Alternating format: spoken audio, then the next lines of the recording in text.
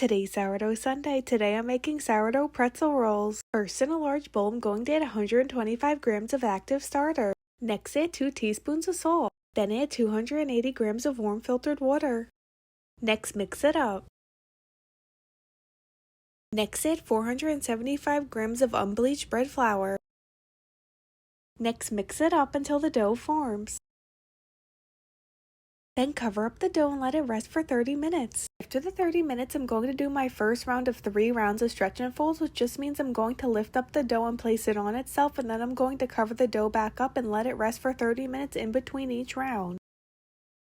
Now I'm going to do my last round of stretch and folds and then cover the dough back up and let it rise for 6 to 8 hours or until it doubles in size. Once the dough has doubled in size, I have it on a floured counter. I'm going to press it out, then fold in each side and then roll it up into a bowl and then cut it into 8 pieces. Next, I'm going to take each piece of dough and roll it into a bowl.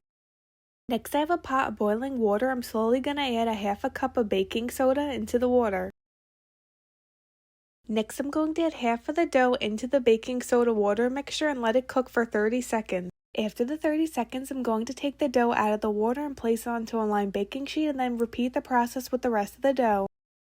Now I have the pretzel rolls on a lined baking sheet. I'm going to sprinkle flaky sea salt on top and bake this at 400 degrees for 25 to 35 minutes. Once the pretzel rolls come out of the oven, I'm brushing them with some melted butter. Here's an up close look at the sourdough pretzel rolls.